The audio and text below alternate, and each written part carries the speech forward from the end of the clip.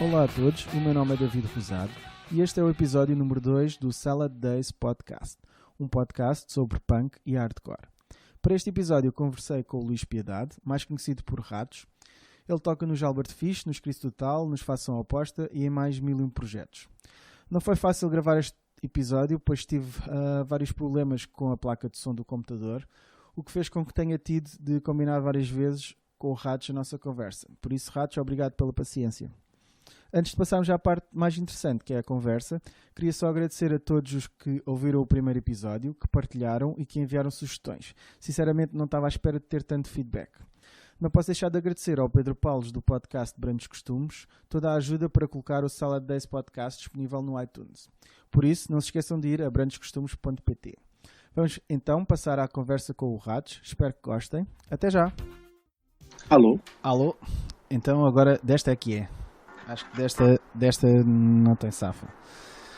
Vamos então começar? Queres pousar a guitarra ou vais jamar enquanto a gente conversa? Estava aqui a ver se não me esquecia disto. Espera aí um bocadinho então. Então bora lá. Bora lá? Bora lá. 3, 2, 1. Então, Ratos, está-se bem? Bom, David, estás bom? Está tudo bem, finalmente. Vamos ver se a terceira é de vez. Terceira não, pá, aí a sexta ou sétima. Pronto, o resto do pessoal não precisa de saber isso. Yeah. Pronto, então vamos começar aqui o Salad Days Podcast com o Luís Ratos. Então diz-me lá como é que tiveste o primeiro contacto com o punk, com o hardcore. Conta-me lá essa tua história. O primeiro contacto foi sem saber o que era realmente o punk. Não tinha noção do que é que estava a ver. Mas em meados dos anos 80 estava a passar um anúncio na televisão e já foi meu pai que depois me contou, não me lembro como é que aquilo foi parar as mãos, mas pelos vistos eu fiz uma birra do caraças porque curtia bué um anúncio de uma gaja a mostrar as mamas que anunciava uma compilação.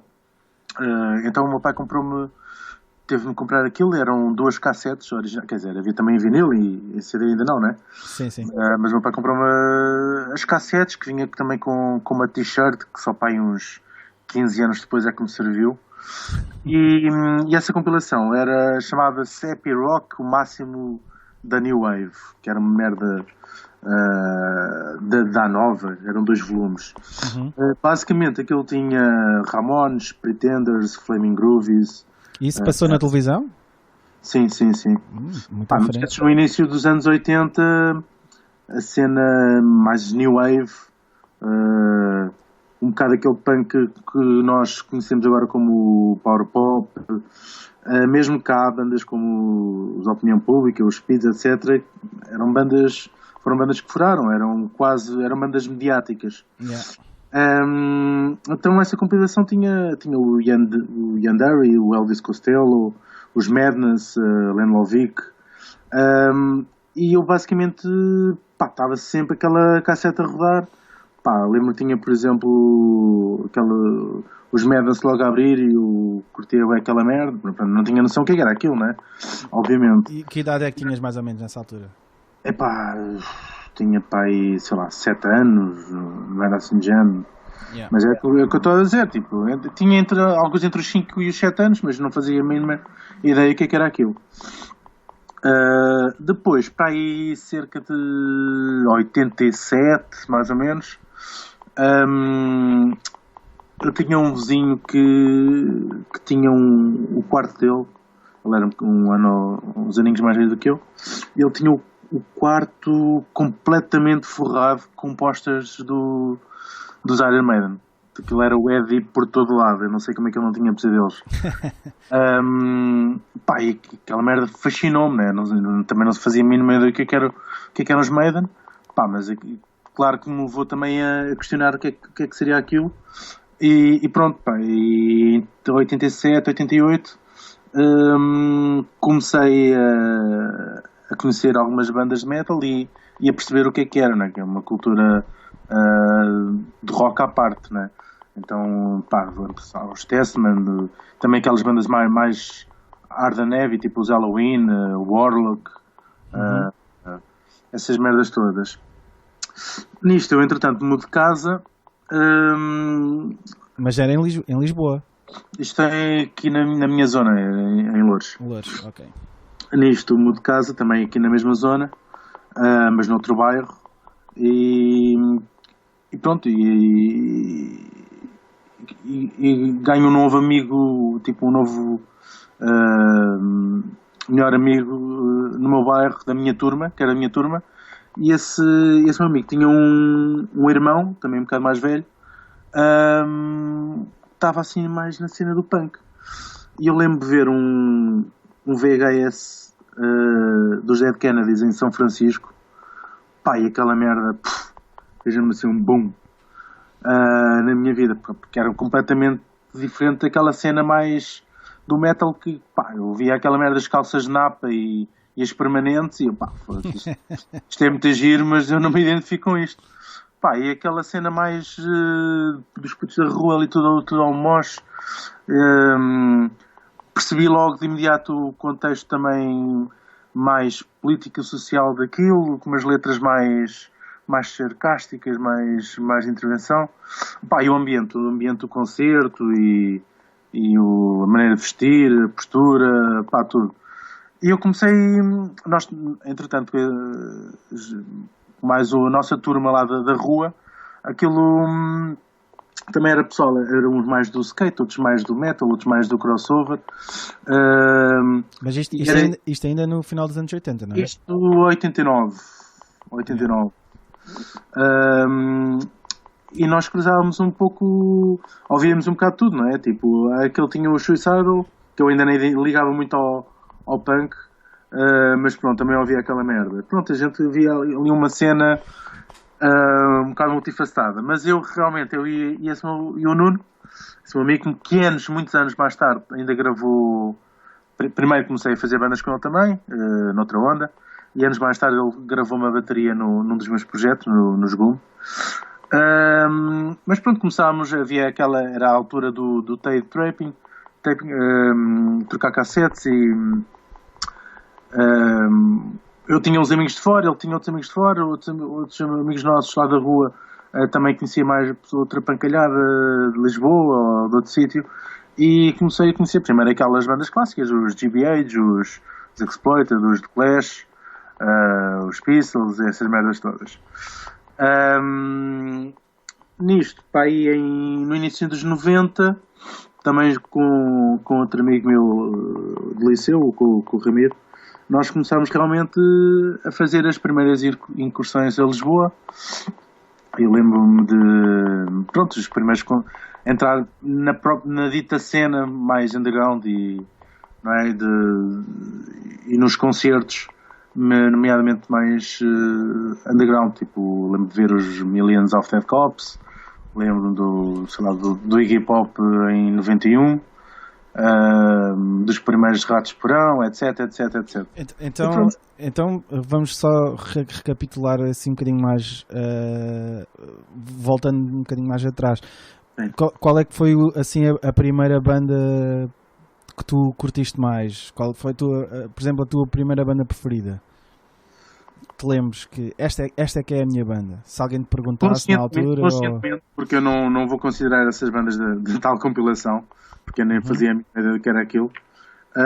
Acho que foram, num primeiro impacto, os Dead Kennedys, que foi quem me fez realmente apaixonar pelo punk hardcore. E depois ali ainda muito imberbe, adorava os Pistols, por causa daquela atitude mais provocatória, mais de 77, porque eu gostava muito da fase de 77 dos The Bears, dos Pistols, dos Undertones. Mas pronto, a partir, sei lá, depois até aos 15 anos, se calhar foram os Pistols, mas depois nunca fiquei com nenhuma banda preferida. Acho que, sei lá, tanta música que um gajo pode ouvir e a cena do punk é isso mesmo, também não ter ídolos, não é? Mas acho que a banda que me abriu as portas, acho que foram os Dead Kennedys. Yeah. E quando era assim mais puto, foram os Pistols durante Então, e tens memória de qual é que foi o primeiro concerto que tu viste? E em que altura é que foi? Não tenho muita memória porque lembro-me dos primeiros que vi, lembro de Censurados, de um ou dois Censurados em Lisboa. Esse do Iggy Pop também foi em 91, também já foi há bastante tempo. E eu lembro-me de, no final dos anos 80, não, diria 89, 90, concertos aqui mais locais. Lembro, eu vi, por exemplo, o primeiro concerto das Votos, na altura em que ainda era uma banda punk, com o Zé Lionel, antes de lançarem o primeiro CD, não sei o quê, nem sequer demo tinham. E bandas locais, havia os Vingança, havia os Carra na Sopa, sei lá, havia assim porque aqui em Loures havia uma cena muito forte, muito eclética, mas muito unida. Havia o pessoal do skate, que havia aqueles Bad Religions, etc. Eu entretanto também entrei no liceu, ali no chamado Liceu Velho em Loures. Havia aquela turminha que o pessoal chamava os Mancha Negras, porque eram aqueles punks tudo Doc Martens e todos de preto, que entretanto também foi conheci muito pessoal que me deu a conhecer também muita cena, muito som, etc. Mas havia os metaleiros e o pessoal, era uma altura em que era, por exemplo, um concerto de Censurados e Ramp, a gente juntava-se mesmo, toda a gente, era o pessoal do skate, do punk, do hardcore, do metal, os chungas que não eram nada, e é tudo junto para os concertos. E agora já estou a dispersar qual é que era a pergunta. Não, era mais ou menos ver qual é que era qual é que tinha sido os primeiros concertos que tinhas ido. Não consigo precisar o primeiro concerto, mas foram. Primeiro foram aqui na zona, aqueles típicos concertos punk no liceu, ou então nas festas.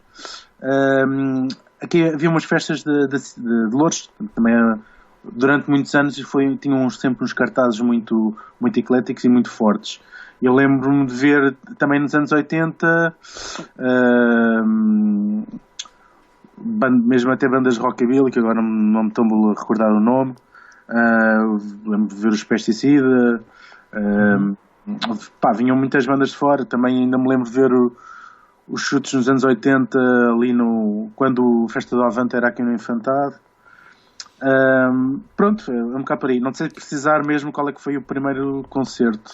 E mesmo em Lisboa, sim, foi esse do Iggy em 91.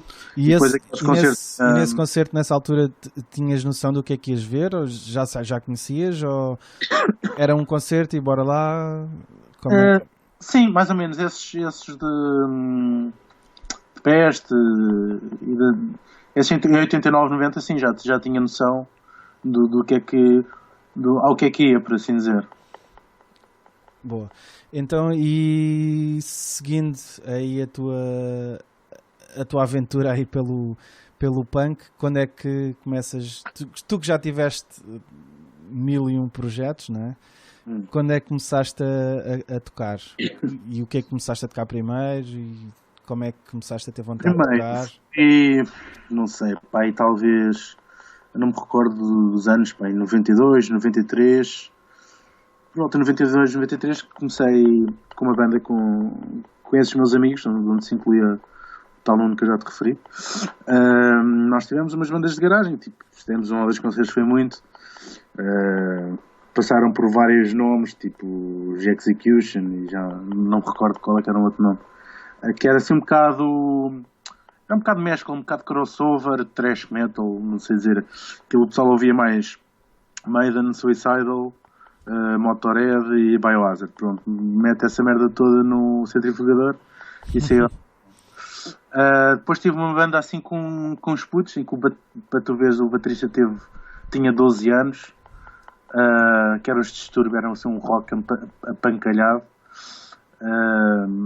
Mas pronto, aquilo ainda deu para passar umas aventuras engraçadas, tipo desde concertos em que fomos expulsos, ainda tocámos também no Bairro Alto com o X-Ato. Então, mas espera, foram expulsos porquê? Porque eram bem comportados e rapazes de bem? Basicamente num colégio de freiras, Então, à segunda música, cortaram-nos o som e puseram-nos fora do palco. Aquilo foi o... Então e como é que as freiras disseram que se ia um concerto desses? Provavelmente aquilo foi a Associação de Estudantes e as freiras não faziam a mínima ideia que aquilo ali foi parar. Então era só pelo barulho e essas coisas? À segunda caralhada, tipo, vieram lá elas lá não sei de onde. Acaba, caralho. Depois saímos com as guitarras ainda postas. E então, com os jacks ainda ligados, aquilo ia arrastando os microfones e os suportes. Então, aquilo, ainda fizemos pior. Aquilo foi um caos. Uma boa dose de feedback, então. Foi muito engraçado. Depois, ainda tive uma banda aqui também com esse pessoal lá do meu bairro.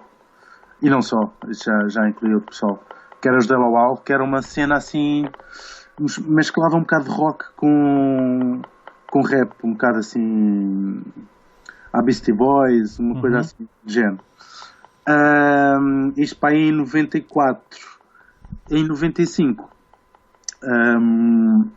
mas nestas bandas todas tocavas sempre baixo ou... Baixo. Sempre baixo? Sempre baixo. Então e porquê que escolheste tocar baixo? Menos cordas? Era mais fácil? Basicamente, o pessoal lá na rua começámos com a cena que vamos fazer uma banda. E quando eu dei por mim, já toda a gente tinha escolhido os instrumentos e estava abaixo. Então pronto, olha, foda-se, fico no baixo. É uma boa razão, não é? O Sid Vicious também tinha um grande estilo, eu foda-se. Então eu bem parecia que era o Sid. Caralho, foda-se. Eu ponho a boca de lado, dou um caldo e siga a marinha. Então, continuando aí, depois dessa banda aí de 94, estavas aí a fazer o filme. Pronto. Então, nessa altura, tinha os Distúrbio, acho que a outra banda já tinha acabado, tinha os Della Wall, e nisto um amigo meu vai responder a um anúncio para uma banda que eram os Albert Fish. Um anúncio onde? Foi uma cena que saiu no Blitz, acho eu. Ou se ele já conhecia o gajo, eu acho que já não recordo muito bem. Whatever. Tipo, eu vou com ele. Uma cena punk rock e não sei o quê. Isto era mesmo o que eu curtia. E fui com ele até mais numa de fazer. Pronto, acompanhar, nem era supostamente para entrar para a banda. Nisto, curti bué o Barros, o vocalista, o Ed, e as ideias que ele tinha para a banda, que era um bocado a cena ainda mais provocatória de 77 e tal. Eu tinha realmente, sempre estive inclinado para esse tipo de som, mais de 77, e embora o vocalista também curtisse bem aquelas bandas que eu depois também curtia, aquelas bandas mais da Lockout, aquele punk rock melódico à Ramon, tipo os The Beers, os Riverdale e essas merdas todas. E pronto, eles ainda fizeram um ensaio sem mim, com um baixista que foi logo com o caralho, e entretanto eles começaram logo a chatear os cornos. Ei, tu é que eras a pessoa indicada, blá blá blá. Chateavam-me lá no bairro, entretanto o resto do pessoal era lá da Juventude Leonina e nós cruzávamos lá no Sporting e eles também me chateavam lá a cabeça e não sei o quê, tens de vir e pronto, acabei por ir e pronto, já lá vão 20 e tal anos e ainda continuo com os Albert Fish, que atualmente sou eu o único membro original e acaba por ser quase o meu bebê. Depois disso, mas só uma coisa, mas até essa altura nenhuma das bandas que tinhas tido tinha gravado nada, não é? Sim, então, já tinha gravado uma demo com os Distúrbio, salvo erro 2 ou 3 com os Della Wall, sim. Depois com os Albert Fish nos 90 ainda gravei 3 demo tapes também. E pronto, depois aí, a partir daí, os CDs e não sei o quê. Depois, ainda nos 90, tive um projeto com o pessoal de Simbiose, Realty, etc., que eram os Los Cuernos LABC, que era uma cena foi uma cena que eu quis fazer com o Mojo na altura, depois veio o Daniel, o Metralha e o Rafael, que era assim muito baseado nos Los Crudos. Depois foi um sem fim número de bandas e projetos. Passei pelos MAD, pelos Clockwork Boys, sei lá. Então, mas vamos por partes, que isso há muita coisa para falar aí dessas bandas todas. Mantendo mais nos Albert Fish, nos 90s, como é que a cena era nessa altura? Isso foi mais ou menos em 95, não é? 94, 95. Sim, foi em 95. 95. E como é que era nos 90s? Vocês ensaiavam numa garagem? Sim, numa garagem, um estúdio. Na altura começámos no mítico Zetó. Ensaiámos no Zetó. Era um bocado complicado porque não havia cena para nós. Porque só éramos demasiado melódicos para o pessoal do Crust, que era o que estava em força assim na cena mais punk. E éramos demasiado punk para o pessoal do melódico, das cenas Afonsos e essas merdas. Então estávamos ali no meio termo, que basicamente estávamos fedidos. Então, mas pronto, arrastávamos os nossos amigos, íamos tocando com outras bandas. Sei lá, mas era um bocado complicado. Lembro, por exemplo, de tocar nós já tínhamos alguns concertos e demos e o caralho, e fomos tocar, por exemplo, ao Ritz com já não me lembro qual é que foi esse concerto, acho que era os New Winds, os Liberation, não sei se era esse o X-Ato. Eram para aí mais umas 4 bandas straights, e eu chego lá acima à mesa de som e era a estreia de uma ou duas das bandas straights, caralho. E eles a dizerem isso é a banda dos punks, eles assim a imitar uma crista, eles quebram o concerto, caralho. Pronto, foi assim a primeira vez que eu achei assim um bocado de discriminação por parte desse pessoal, que muitos deles eu depois acabei por conhecer bem, e pessoal 5 estrelas. Mas pronto, na altura era assim, é só mais um exemplo para perceberes que estávamos assim um bocado perdidos, porque não havia a nossa cena assim, de punk rock mais clássico. Mas pronto, depois fomos gravando cenas, acabámos por furar um bocado não só dentro da cena punk, como estávamos assim um bocado à parte, como estava a dizer. Furámos um bocado também pelos rádios mais mainstream, por revistas. Éramos presença assídua quando havia concertos organizados pela Câmara Municipal de Lisboa. Tocámos no meio da Rua Augusta, tocámos nas salas todas. Foi giro porque criámos quase que duas carreiras paralelas, uma mais no circuito convencional e outra, mas sem nunca sair do underground, que era onde nós nos sentíamos bem e era onde fazia sentido nós estarmos. Acho que criámos um bocado esse caminho paralelo, porque muitas vezes dentro da própria, aliás, não havia cena, ia dizer dentro da nossa cena, mas nós sentíamos dentro de uma cena, porque havia todo o circuito punk e as fanzines e as ocupas e o do it yourself, onde nós nos movíamos, mas como não havia público para nós, acabámos por ter de procurar outros caminhos. Então, e na altura davam muitos concertos fora de Lisboa? Como é que... Ou era só mais na zona de Lisboa? Era mais na zona de Lisboa. Ainda chegámos a ir a uma feira mix com os Blessed Mechanism, uma catrafada de bandas ali em Portimão. Acho que ficámos mais sempre assim dentro da zona da Grande Lisboa. Com a segunda formação, a partir de 99, mudámos o alinhamento, o line-up da banda, entrou o pessoal de Brinjelas e o Gazelle e esse pessoal. Ficámos com um som mais punk e começou a surgir mais pessoal dentro da nossa onda mais punk, street punk. Também o nosso som aí começou a ficar mais street punk, digamos. Pá, e foi aí que realmente que começámos a ter um circuito onde pudemos crescer e a partir daí sim, fomos tocar, corremos o país de norte a sul e depois mais tarde fizemos também algumas turnês ibéricas e pronto, a partir daí Europa, Brasil, lá. Então, e como é que foram esses primeiros concertos fora de Portugal? Em que altura é que isso foi, mais ou menos? Opa, já foi. Acho que os primeiros fora de Portugal foi em 2002, salvo erro, em Espanha. Sim.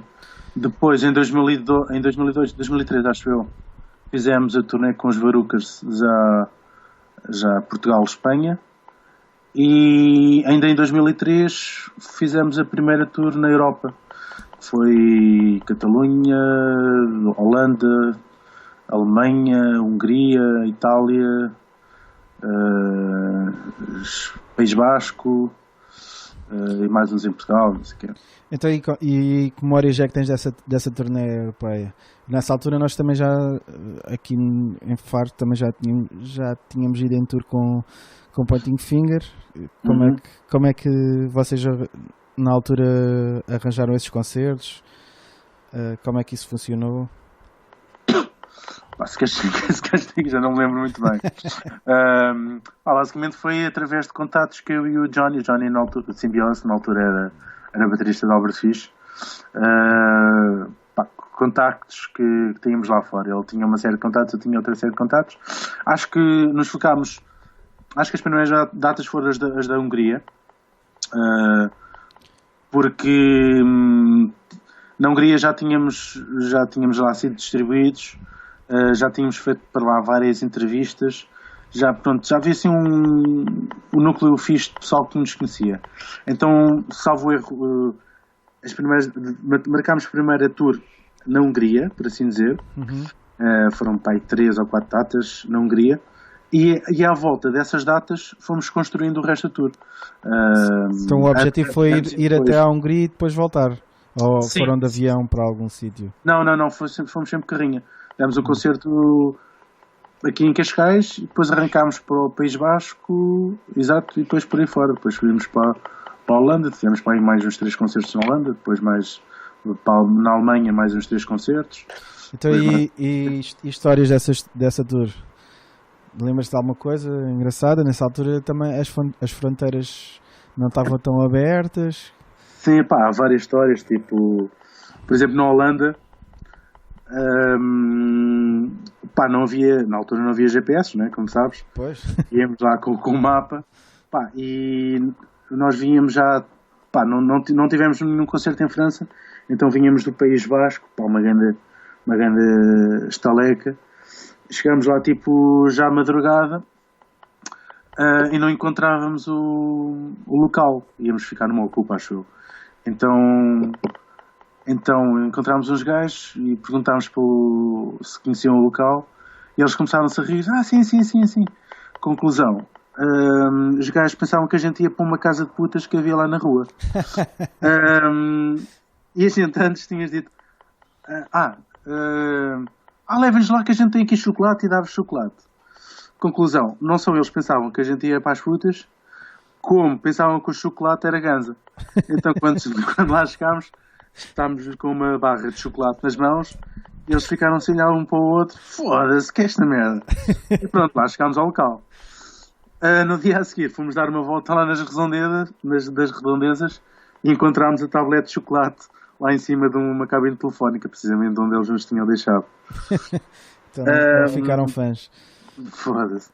Nisto, houve várias cenas. Tipo, em Berlim estavam lá 2 carochos a estragar, 2 ou 3, já não me lembro, a estragar o concerto, estás a ver? Basicamente estavam todos felizes à frente. E nós fomos falar com o pessoal da organização. Tirem lá os gajos dali, estão a estragar o concerto, não faz sentido. O pessoal está-se a afastar.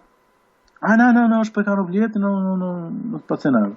Então, mas a gente se for preciso, a gente paga o bilhete do nosso bolso e vocês convidam-nos a sair. Não pode ser, não sei o quê. Chegou ao nosso concerto. À altura Há que o nosso vocês concerto, tipo, o pessoal todo hoje já afastado completamente do palco e tipo, pessoal um mau ambiente. E a gente foi fazer mais um ultimato. Pá, por favor, tirem aqueles gajos daqui. Se quiserem, tirem vocês. A gente está bem. Então, começou ali uma cena de porrada e expulsámos os caroços à porrada do concerto. Depois ainda houve lá um que foi pedir desculpa e caralho, lá deixámos entrar e acabou tudo a backups, tudo em bem. Então, Eu lembro. então espera, não te esqueças dessa, mas já estamos aqui avançados na nossa conversa, mas acho que está na hora de ouvirmos aqui uma malha que tu escolheste. Está bem, está bem. Que tal o Battle Ruins, o Glorious Dead, Lay Under Ruins é uma Waves? das bandas, uma banda norte-americana que o pessoal deve conhecer, que está em força. Basicamente é um projeto com o pessoal de outras bandas bem conhecidas. E esse é um tema novo que acho que está do caralho. Acho que deve vir aí no próximo trabalho deles. E pronto, espero que gostem. Então vamos ouvir aí o Battle Ruins. Bora lá. E então estamos aqui de volta. Estavas a falar aí das histórias, das peripécias que aconteceram nessa turnê de Albert Fish. Lembras-te mais de alguma coisa? Lembro-me de várias. Não, mas posso contar só mais uma. Foi na. Agora lembrei-me de outra, mas também não dá para contar. Na fronteira da República Checa, ou da Eslováquia para a Hungria. Aquilo na altura ainda era um bocado complicado, as fronteiras. Pois. E mandaram-nos parar na fronteira. Mas já te contei esta história. E que lá os gajos vêm, as minhas Doc Martens lá atrás, e vem no merchandise uma suástica, um autocolante que tinha uma suástica cortada, mas basicamente eles só viram a suástica, né? Então pensavam que nós éramos uma banda nazi. Foi mesmo ao filme, mandaram-nos logo tirar da carrinha, nazi, uma banda skinhead, caralho. É um grande filme, a gente viu logo a nossa vida andar para trás. Mas nós estávamos, connosco fizeram mais dos amigos a turnê connosco, o Zé e o Tim. O Zé para conduzir e no merchandise e para nos ajudar em tudo e mais alguma coisa, e o Tim para sempre dar e para filmar. Mas o Tim, como é alemão, o gajo lá percebeu o que é que eles estavam a dizer e lá se explicou: não, isto é precisamente o contrário, que não foi nada, não. Então pronto, lá desenrascou a cena. E pronto, é mais uma. Pois, isso em turnê, o que não falta são histórias a atravessar fronteiras e com polícias e coisas assim. Então, vocês não têm esse problema. Pois. Mas olha, dentro dos pedais de extorsão, não é que a gente tenha feito isso. Sim. Não se droga. Não, mas dentro dos pedais passa muita droga. Segundo consta, não é? Não é que vocês façam isso. Não. Ou que alguma vez tenham feito. Então, continuando aqui, também estás envolvido também fazes uma editora, a Zero Work, não é? Sim. É Zero Work ou Zero Works? Zero Work. Toda a gente diz Zero Works, não sei porquê. Pois não sei, é os trabalhos, mas afinal é só um trabalho. É só Zero Work. Então, quando é que isso surgiu? Conta lá aí ao pessoal. Surgiu em 99. Basicamente sou eu e o meu amigo e sócio Zé Proença. Tocou aí nos Podes Crer e toca agora numa catrafada de bandas também.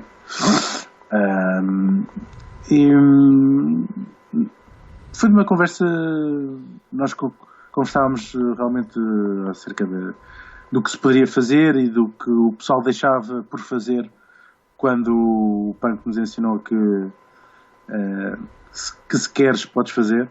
Isso merda não tem lógica. E então decidimos arrancar com a Zero Work. Em 99 ainda organizámos uns concertos na Casa Ocupada para fazer uma guita para os primeiros lançamentos, e em 2000 foi o primeiro lançamento, que foi um 10 polegadas em vinil, que era o Split Symbiose e Crucibat, sim. Pronto, a partir daí já vamos à volta dos 60 lançamentos, em todos os formatos possíveis e imagináveis. Já editámos várias bandas, tipo desde as nossas bandas, né? Aos Cristal, aos Keltoy da Galiza, aos Facilcase do Brasil, àquele EP inédito em Censurados e Vómito, etc. Garotos Podres, sei lá. Agora tinha de estar aqui com a lista que não consigo cortar tudo. Então, e conseguem fazer o break-even ao menos? Ou é sempre a enterrar? Isso basicamente nós o combinado é, enquanto não fizermos a guita para o próximo lançamento, não nos metemos em mais nenhuma. Claro que depois na prática isso não acontece e estamos sempre a enterrar. Mas pronto, ao menos dá para valorizar a coleção pessoal, porque sabes, tu também sabes, não é? Que o gajo acaba sempre a fazer trocas e funciona também um bocado por aí. Não vamos buscar a guita, vamos buscar discos. Pois. Então, e continuando a nossa conversa, tu também costumas escrever para várias cenas. Como é que isso surgiu também? Como é que surgiu? Primeiro tive uma fanzine, Fightback, em 97. Saíram 2 ou 3 números. Saíram 2 e o terceiro eu não me lembro se chegou a sair ou não. Sei que ficou feito, já não me lembro. Que era uma cena assim mais street punk, drunk punk, pá. E nessa mesma altura conheci bem pessoal lá de fora que me pediam para escrever aquelas clássicas Scene Reports. Exatamente. Então eu escrevi Scene Reports para tudo e mais alguma coisa. Às tantas já tinha um texto feito. Aí à quinta, bem, não vou pagar esta merda, vão pedir mais alguma vez, então deixava o texto feito. Depois, se fosse preciso acrescentar alguma coisa, acrescentava. Porque aquilo. Pronto. Nisto, já não me recordo quando, acho que foi no início ou meados de 2000. Epá, não me recordo. O Joaquim Pedro convidou-me para. Quando o entulho informativo, o Underworld, voltou, para entrar para a equipa. Então, nessa altura,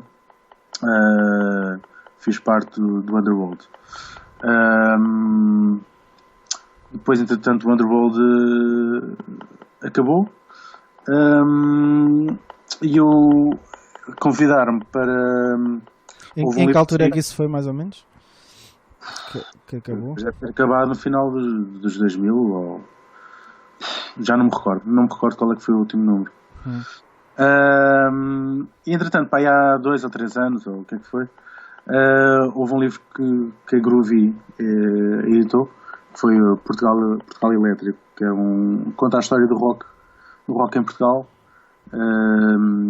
de 55 a 82. Eles convidaram-me para escrever o capítulo do punk, que vai de 76 a 82.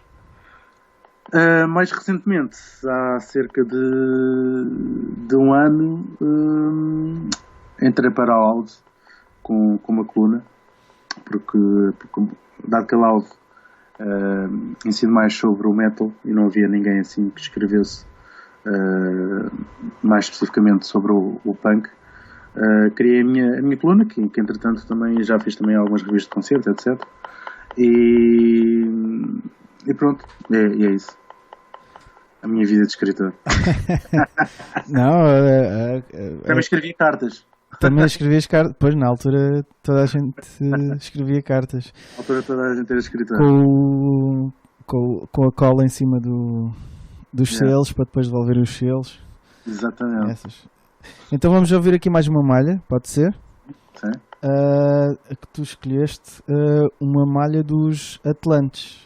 Explica-me lá que projeto é esse. Okay. Os Atlantes é um dos meus novos projetos, que já têm uns anitos, que basicamente sou eu e o vocalista de Marabouts, Lions Law, Rich, Bromur, etc. É um francês. Nós conhecemos há uns anos num festival. Ele entretanto veio a Portugal, a Lisboa com a ex-namorada, e acabou por ficar em minha casa, e eu tinha assim umas malhas que não estava a encaixar em nenhum projeto, e resolvemos fazer essa brincadeira, que entretanto já vai para um segundo EP. O primeiro EP foi lançado pela Bigorna, já teve uma reedição, vai para uma terceira reedição, e este segundo EP agora vai ser lançado pela Spirit of the Streets, que é uma editora alemã, assim, grandinha dentro da cena mais punk wave.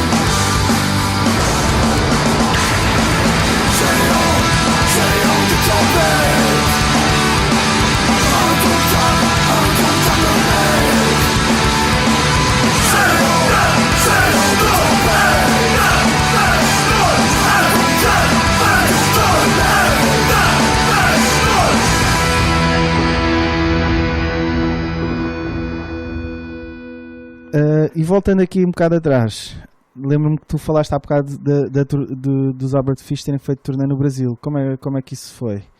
Então nós já tínhamos feito cá, não fizemos a turnê completa, mas fizemos algumas datas com os Garotos Podres. Já os conhecíamos já há algum tempo e havia uma certa amizade entre nós. Nisso surgiu normalmente, casualmente, conversas com eles, da possibilidade de fazermos lá a turnê. Aproveitando a dica e a promoção, acabámos de fazer também um split em CD de Garotos Podres e Albert Fish. Tinha malhas de outros discos, alguns temas inéditos, e incluía uns vídeos também. E pronto, fizemos 7 ou 8 datas no Brasil, de São Paulo, Campinas, Vila Velha, Brasília, Goiânia, não me lembro, Vitória, blá blá blá. E E pá, foi fabuloso para nós, porque foi realmente foi outro nível. A turnê foi organizada pelo Kaká Prato, o manager de Garotos Podres, então foi mesmo tudo ao mais alto nível. Concertos, festivais, pá, depois um concerto lá com garotos, um concerto pequeno é um concerto pá, com 600 ou 800 pessoas, é uma cena brutal. Houve uma cobertura mediática também, a nível de imprensa, de televisão, etc. Pá, foi uma cena que nós não estávamos habituados, mas pronto, foi uma experiência brutal para nós e pronto, também recheada de histórias. E há algumas que podes partilhar ou nem por isso? Essa para cá. Não, acho que, por exemplo, uma coisa que marcou muito foi a violência e a tensão no Rio de Janeiro. No resto das cidades, mesmo São Paulo, não senti, mas no Rio de Janeiro, nós logo à chegada houve lá stresses porque pensavam que estavam a roubar-nos o material e afinal era lá um pessoal do jiu-jitsu que estava lá mesmo para não roubarem. Depois entramos por um caminho que estava cortado pela polícia de intervenção, tudo shotgun na mão. Tivemos já uma grande volta, vamos na Avenida do Sambódromo, começámos a ouvir uns pau, e a gente até pensou que tinha sido o pneu que tinha arrebentado. Afastámos assim a cortina, estavam as pessoas todas histéricas a correr, ouvimos mais pás que eram tiros e demos por nós no meio de um tiroteio. Poxa. E tivemos de deitar-nos todos na carrinha, todos cagados. Depois lá chegámos ao hotel. O hotel parecia que estávamos num Shining ou uma cena assim de género. Tem uma cena muito bizarra. Basámos para o concerto. Chegámos ao concerto, estava a haver porrada entre punks e skins. Depois estavam lá uns anarcopunks que me conheciam não sei de onde e não nos fizeram tipo uma guarda. Depois lá fomos tocar, correu tudo bem. Depois o Garotos Podres estava a tocar, chega a polícia de intervenção, acaba o concerto. Foi assim um dia mesmo. Nós acordámos no outro dia e dissemos: por favor, tirem-nos do Rio de Janeiro. No dia a seguir tocámos em Vila Velha, junto à praia, a beber caipirinhas dentro d'água. Uma cena já completamente o oposto. Foi o oposto então. Yeah. Isso foi em que ano, mais ou menos? Isto foi em 2006, salvo erro. Ok. 2006. E em Brasília também houve aquele episódio mítico que apareceram lá os pretos nazis a fazer a saudação, que foi uma cena um bocado bizarra. Tipo, pretos da Guiné com patches a dizer White Power. É uma cena sempre... Aquela contradição. Cenas surreais. Mas pronto. Adiante. E continuando para os Cris Total, como é que foste parar a tocar nos Cris Total? Os Cris Total basicamente foi o Johnny que me levou. Eu já conheci o Rui muito bem, já desde os anos 90, o Rui Ramos, o guitarrista. Eles já tinham feito aí umas incursões tipo com Cris quase total, não era bem Cris Total e tal, mas depois o Manolo que estava em Inglaterra, ele vivia em Brighton e decide não voltar para Portugal na altura, mas reativar os Cristal. Portanto seria o Rui e o Manolo, os originais da banda. Depois o Johnny, que seria o baterista, deu a dica ao Rui, que já me conhecia perfeitamente bem e que disse logo que sim. E pronto, foi para aí em 2007 que fizemos para aí os primeiros ensaios e em 2008 então arrancámos.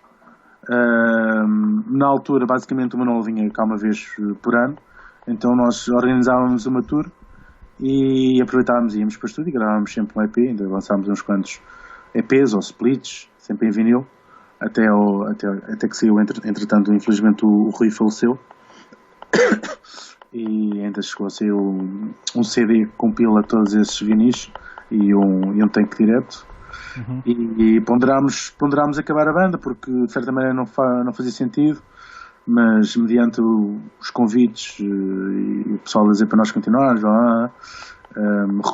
recrutámos o Paulinho, que é quase conterrâneo da banda e é quase família. Ele ainda teve bandas com o pessoal dos Cristal, estava devidamente familiarizado com os Cristal, então acabou por entrar o Paulinho e seguimos aí. E depois Façam a Aposta, como é que surge? Os Façam a Aposta surgem em 2004, salvo erro. Eu não estava na primeira encarnação, entrei de imediato. Eles fizeram uns quantos ensaios, mas aquilo não estava a resultar bem, então eles meio que acabaram e entretanto depois quiseram reativar e falaram comigo e eu entrei quase no início, depois entretanto foi eu que gravei tudo. E pronto, foi um bocado também uma pedrada no charco, porque não havia em Portugal cena Oi, nunca houve, ou então não estava nos parâmetros que o pessoal quer, e foi um bocado abrir caminho dentro da cena mais Oi, skinhead tradicional. Lá fora também nunca ninguém tinha ouvido falar de Oi em Portugal, a não ser os Guarda de Ferro, que são mais conectados com a cena direita, e acho que foi uma banda importante um bocado aí para desbravar caminho e pôr Portugal no mapa Oi. E entretanto já surgiram várias bandas posteriores e acho que é uma cena pequena, mas penso que saudável e com qualidade e em crescimento. Ok, vamos então aqui ouvir uma malha de Façam a Aposta que se chama Anjos da Morte. Anjos da Morte. Alguma... Como é que eu sei? É um disco, é uma malha do novo álbum que saiu há uns meses através da Vinyl for Good Place, uma editora checa, e que agora vai muito em breve vai ter a edição em vinil através da British City Records, uma editora da Suécia, que também é uma editora de topo, e pronto, estamos muito orgulhosos desse trabalho.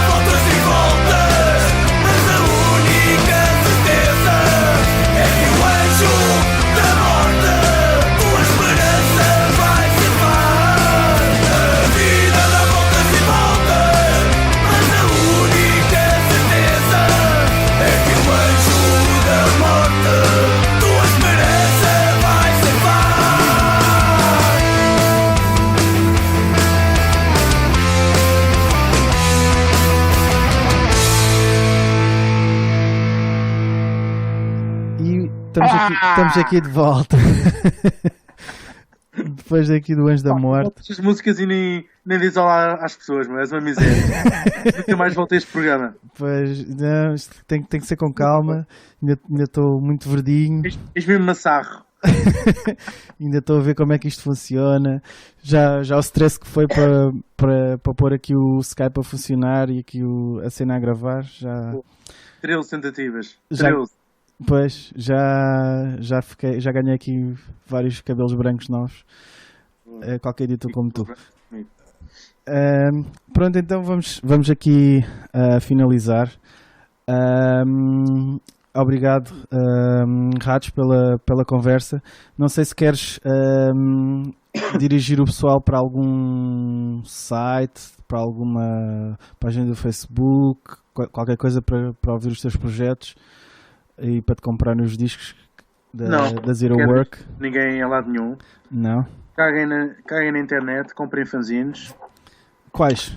E... Ainda há fanzines? Ainda há fanzines, é só procurar. Elas andem aí. Se não há, façam. Exatamente. E pronto, pá, quem quiser procurar facilmente me encontra no Face ou qualquer uma das minhas bandas. Tanto a Zero Work Records como os Albert Fish, como os Façam Aposta, como os Atlantes, como os Supporting, como os Cristal, está lá tudo, ou quase tudo. Ou então como os Mandrake, não falámos dos Mandrake. Então fica para uma próxima. Para uma próxima vez, sim. Também com as outras 3.000 bandas que faltam. Acho que sim. Então vamos ficar por aqui. Obrigado. Abração. Obrigado. E assim chegamos ao fim do episódio número 2 do Salad Days Podcast. Espero que tenham gostado. Podem fazer like no Facebook em Salad Days Podcast, seguir no Instagram e no Twitter. Obrigado por ouvirem e até à próxima.